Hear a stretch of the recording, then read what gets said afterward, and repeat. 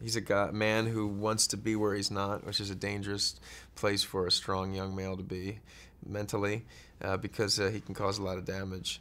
And he doesn't like that he lives at home and lives under this rock, and he's in the Bureau of Investigation, but he has no power, and he has all these ideas.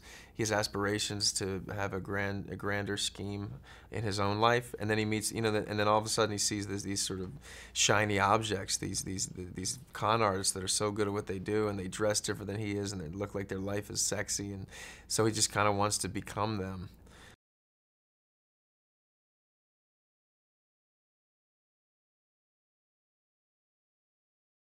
Part of this guy's story is he falls in love with a girl, you know?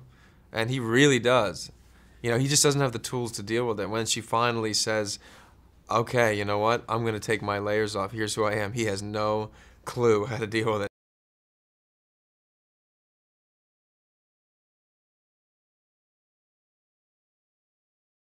He was trying to show off for her. He's trying to tell her, like, look what I did. I set this thing up to try to torture you.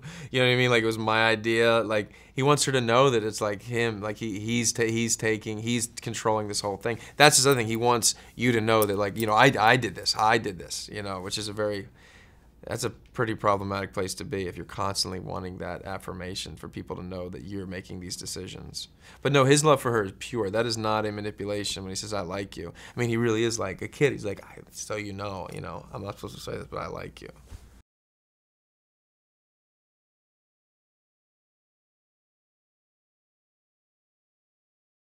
He wrote a very specific script, very strict guidelines, and then he rewrites stuff on the day but everything is very relative to what's relevant to the story he wants to tell. So it's not sort of this like, yeah, let's do this and let's try this. No, it just happens to be happening in the moment. He's making these decisions now, and then he wants you to respond now and be able to dive in now.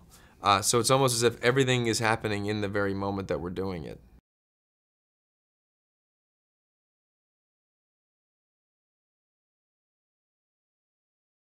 Amy is incredible, and our stuff is sick.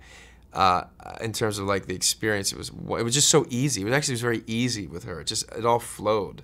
There's very few scenes that Richie and Sydney have together to create this whole relationship in terms of how much space in the movie they have. And I think we were able to really pack in a lot of information for the audience in these short scenes, and that's because it was so easy for us to work together.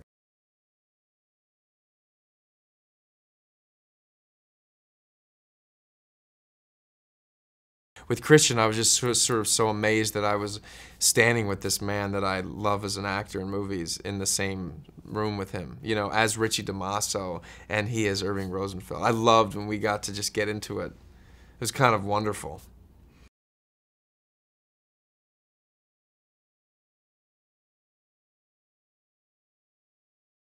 And hopefully they'll enjoy the magical moments of the movie. That's what I enjoy. The singing of Delilah, the nail polish scene into the Studio 54. I love that whole section of the movie. Is very special.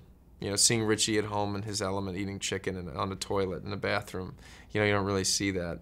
Seeing the home life of Irving and Rosalind. Seeing that scene with Rosalind and Jack Huston. When she says change, I don't like change is hard for me. That moment is just incredible.